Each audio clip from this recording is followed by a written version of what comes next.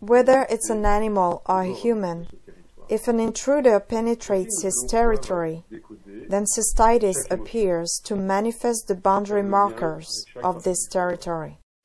That's how we'll be able to decode each emotion, thanks to the link made with the biological function of each part of the body. We start from the disease, from the part of the body through which a symptom manifests, and we follow the thread of the biological emotion, which will lead us to a precise moment of an event, a second, a shock.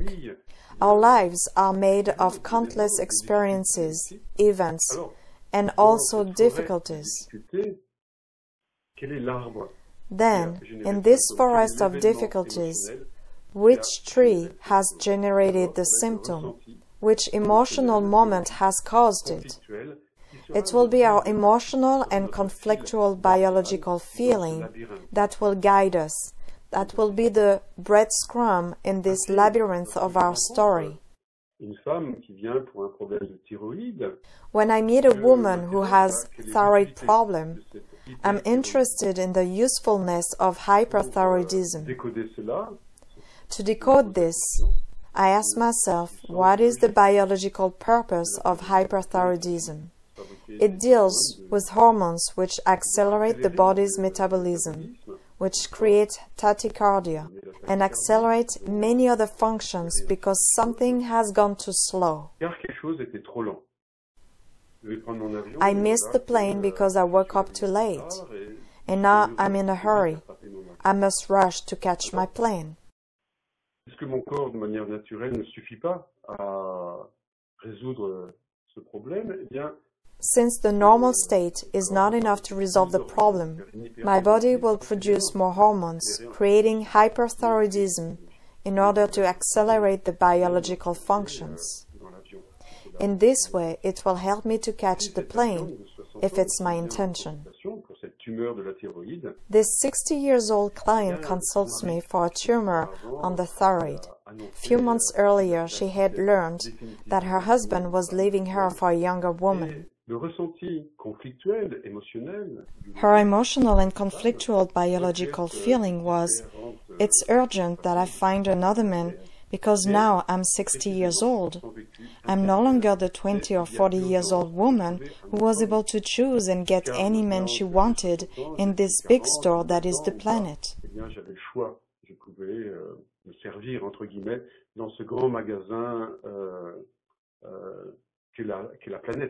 Now it will be more difficult, so there's an urgency because I'm getting older.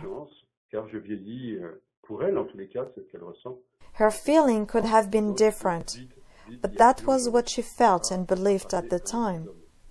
So quick, quick, quick, there's an urgency to catch a piece of man.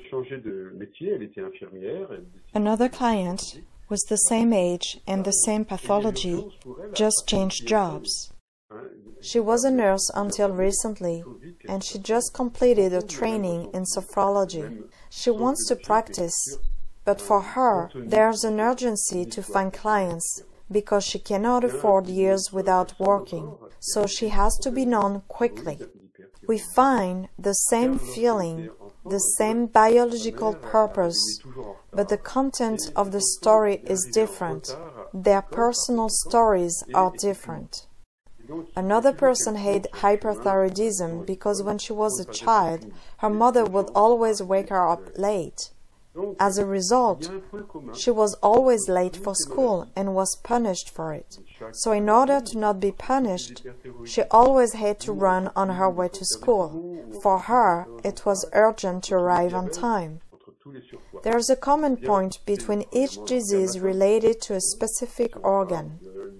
A common point in every hyperthyroidism. A common point in every lung cancer. In every multiple sclerosis.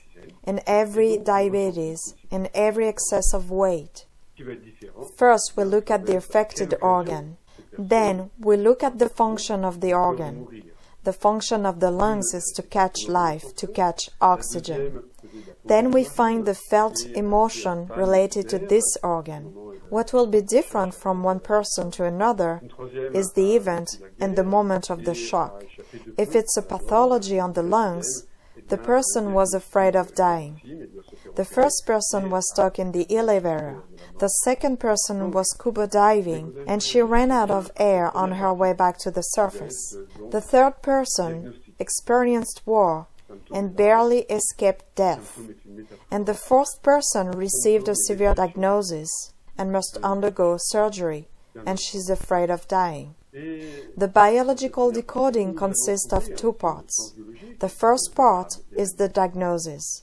The symptom is here, and it's a metaphor. The symptom is an expression, a language of a specific moment. In this first part, we'll find the biological purpose, the drama, and the event. The second part is the therapeutic part.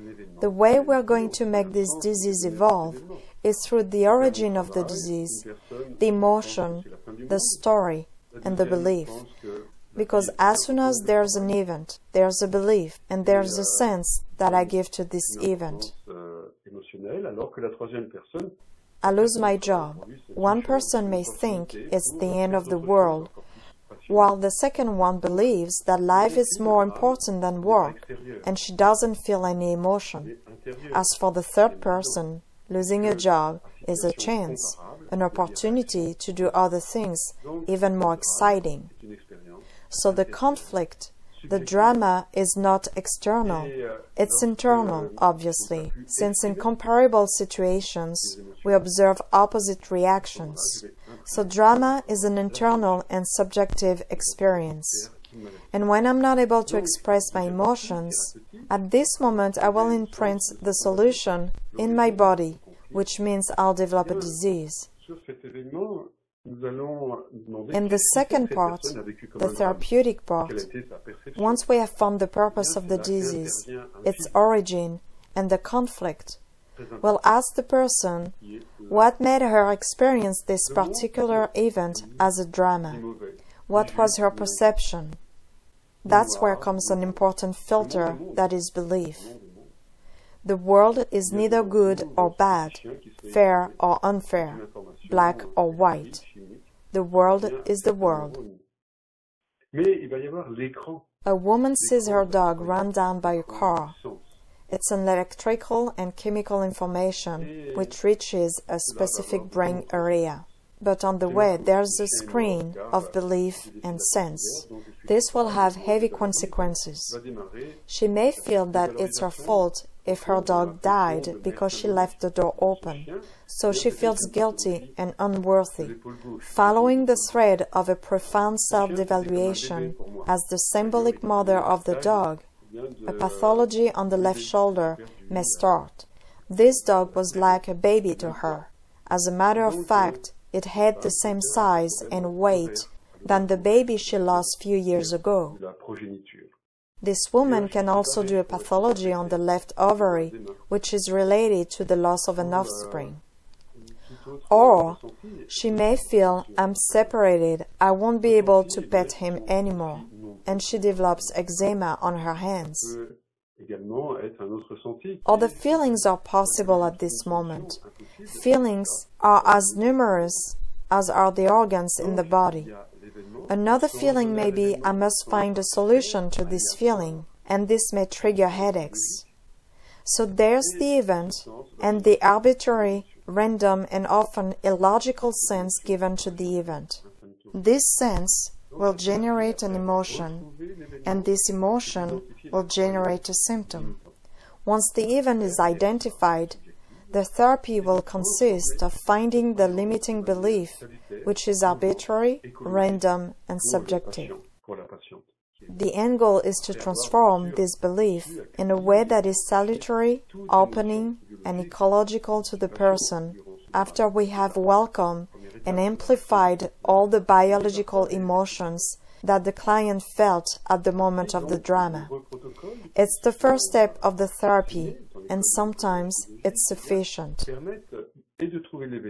What you learn during our trainings are original protocols which allow to pinpoint precisely the dramatic event and deprogram it at the cellular level. I was inspired to create this new therapeutic modality over 20 years ago, which led me to create an international school and write over 20 books.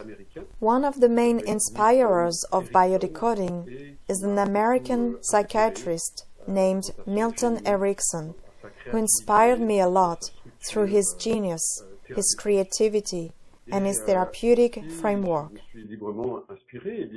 I let myself be freely inspired by the teachings of this man. From what I've perceived, understood, and felt, I invented exercises and protocols specifically focused on the biological decoding in order to dialogue directly with the cells and not the mind, which is by nature lying, reasonable, and reasoning. It's about going inside and meeting with this logic, which is illogical to the mind, but is logical to biology and the body that creates the symptom. So what happens at the end of the process? The person meets her real self. She merges with who she deeply is in truth and authenticity. The purpose is to learn how to meet yourself, how to know yourself, how to satisfy what is important to you. It's thanks to our friend, our teacher, that is disease, even if this statement seems outrageous, especially for people who are dying and suffering. And though certain things can only be expressed that way, and they need to be heard in order to be transformed, in the same way we would do with the child who sulks, cries, or screams. Through his pain and suffering, the child tries to say something, but he doesn't have the language because he is only 3 months or 3 years old. He's too young to process it on his own. So disease is a friend, a being, since it's about us. It's a part of us that is amplified and screams. Indeed, disease is a scream from a whisper that we neglected. Thanks for listening and your interest in biodecoding. I invite you to ask your questions and express any remarks that you feel relevant and pertinent to deepen your understanding of biodecoding. Submit them by email to Marie at the Biodecoding Institute, and I'll be glad to answer them through a next video where I'll share my hypothesis, my experience, and my assumptions. Once again, thanks from the bottom of my heart, and I'll see you next time.